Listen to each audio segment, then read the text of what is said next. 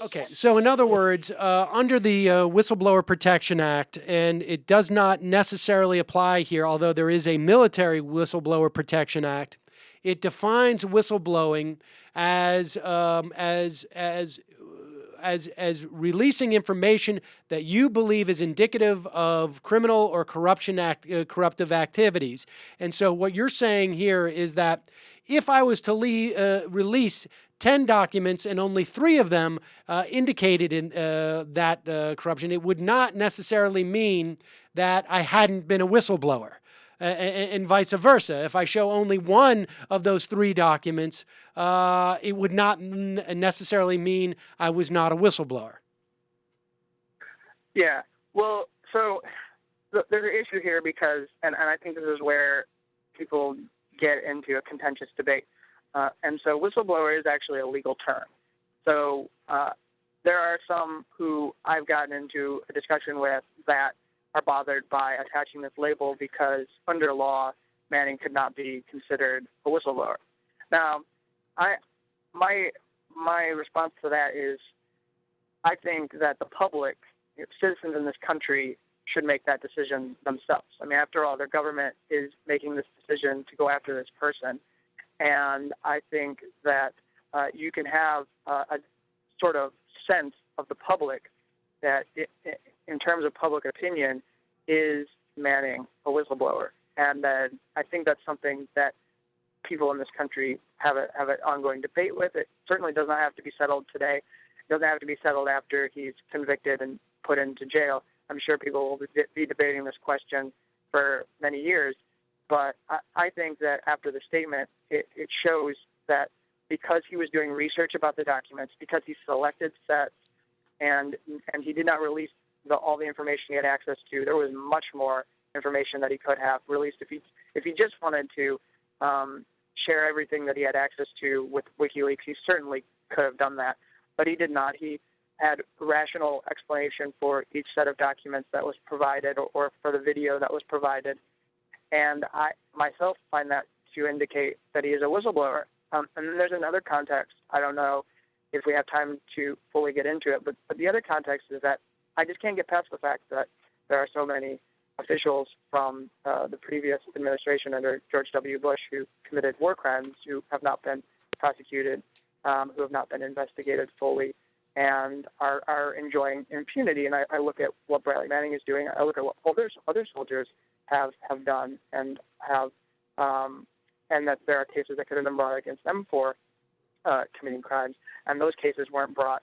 And then I say to myself, is it right that people would want more punishment for Manning? I mean, he was in prison for 9 months at Quantico, and the judge found that he was unlawfully punished. And then during that time, he was held in conditions of solitary confinement. So I think there's a larger context to this. If you don't think he's a whistleblower, then there's this other context of, is it right that we are going after him? I mean, if we're going to move forward and not look back, could we do it for Bradley Manning? Right. And we should say at this point, has there been any showing by the government at any time in any forum that the release of those documents and the video has materially impacted anyone's safety or harmed U.S. security?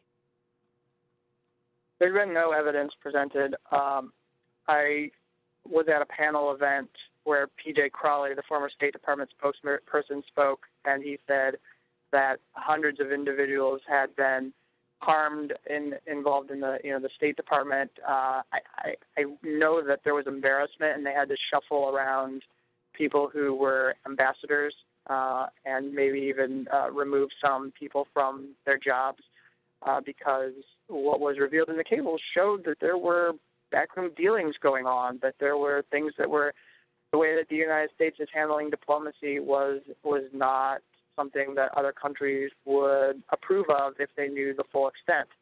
But they have not shown that any informants who were informing about the Taliban were killed. They haven't shown anyone who had information revealed about them was subjected to inhumane treatment or anything and killed. I know that there was an Ethiopian journalist that had to flee. That was a story. But believe me, if there were people who had died, we would hear about them. Right. Our government would make sure that we knew that Bradley Manning had been responsible for the death of someone, and I have not heard about it yet. Now let's talk just briefly about the tremendous amount of lack of coverage that is sort of, and the sort of minimal amount of coverage of the lack of coverage. I think short of yourself and Alexa O'Brien, who's going to join us on this panel, and a third reporter whose name escapes me. Forgive me.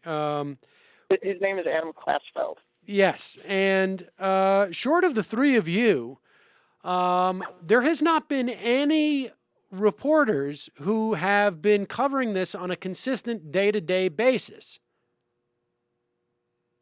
Yeah, that is correct. That there are only about 3 people who have consistently been there at every proceeding.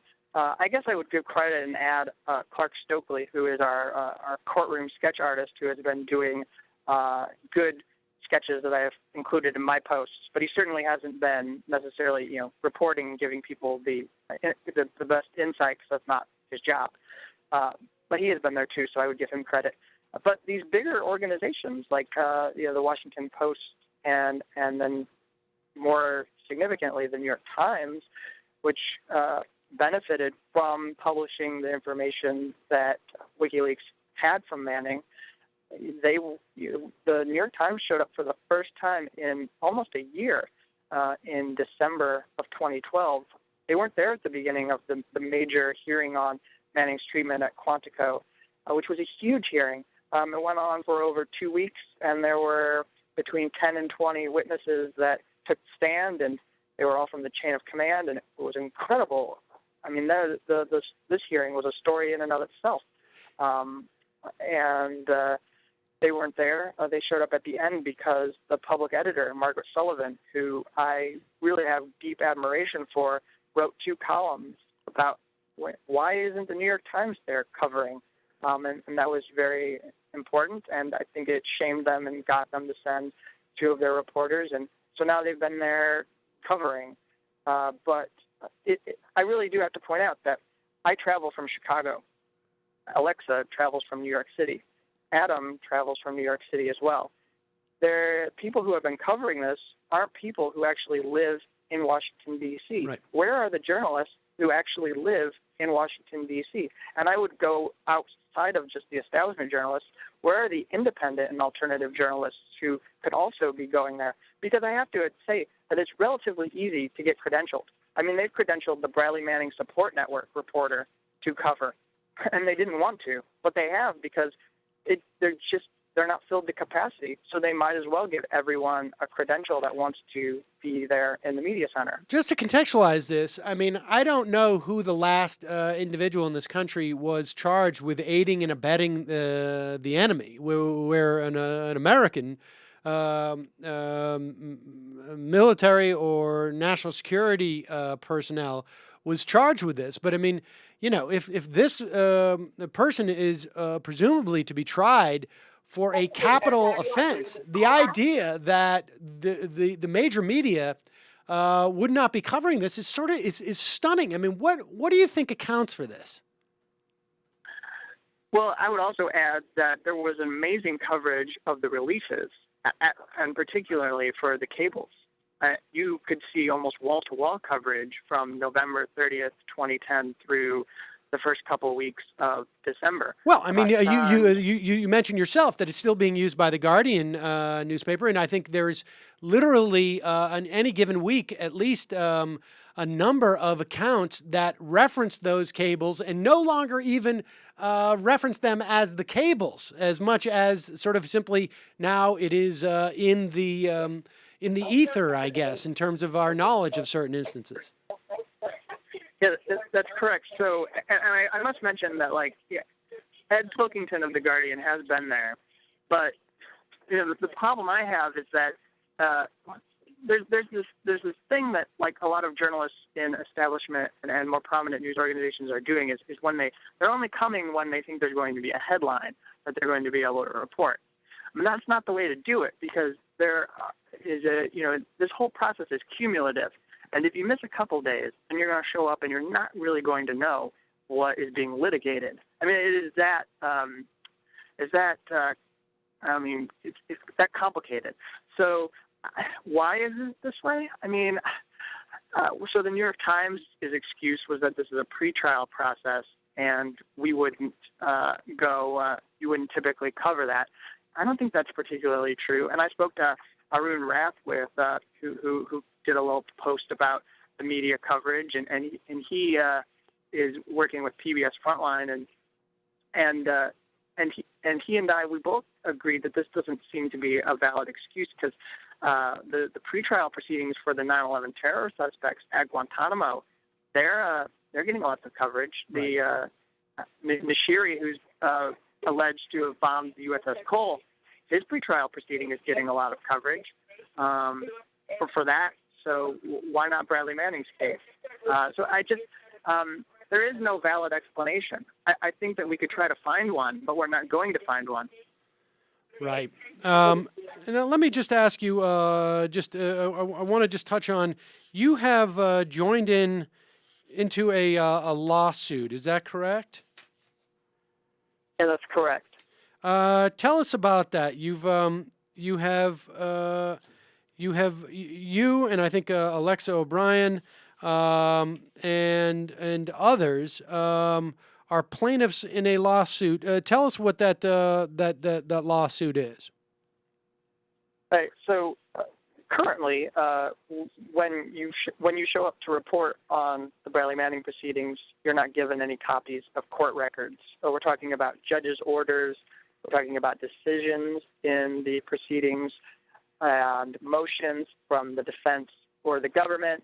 Those are not handed to you by any of the people who are taking care of the media. And the reason is because the military has decided that they'll keep these secret. In fact, in all court-martial cases, you are not given access to records from the proceedings. And we find this to be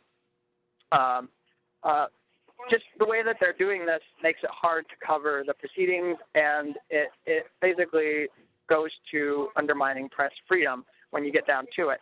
And so I've signed on to this lawsuit that's being brought by the Center for Constitutional Rights.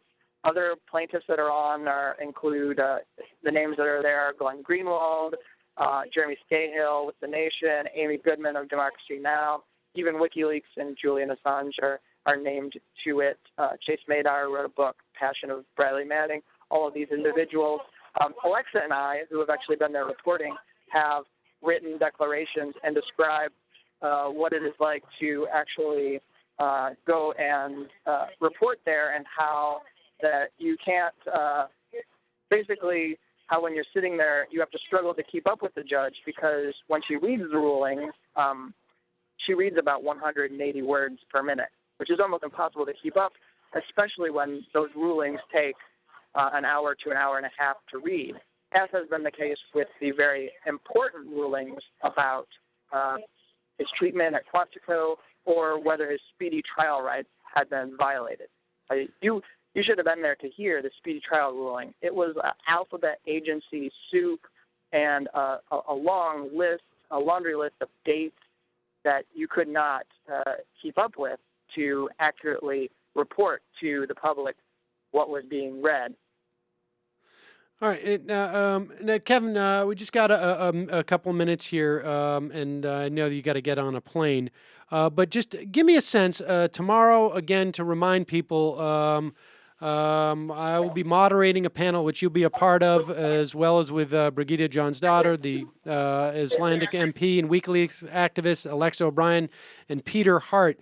What do you think is one of the more important things that should come out at that panel tomorrow? I think people should just understand that Manning's case is part of, I think it represents the fact that there has been a certain level of lawlessness and impunity that now exists in this country. And one of the things that most bothers me about the pursuit of Bradley Manning and the way people, there are some in this country who want to see justice for him. It really bothers me that people want justice for him, but then they don't want justice for other people who I think have committed far worse crimes. And I just put it that way because I think that you have to allow this sort of thing to happen, or you have to accept that it will happen, that people inside these agencies, these employees, are going to release information if they can see that those agencies or within the military there are cover-ups going on, or that certain individuals are not going to be held accountable, or maybe in the case of this recent person who's taking a higher position in the CIA, it seems, if you destroy torture tapes, you get a promotion. So it's like, I think that's the big thing that people need to focus on, this larger context of, you can talk just about Manning, but we really do have this bigger thing going on here in this country of not being able to take care of individuals who have committed crimes in government and actually hold them accountable. Kevin Gosztola from Firedoglake, thanks for joining us, and we'll see you tomorrow night.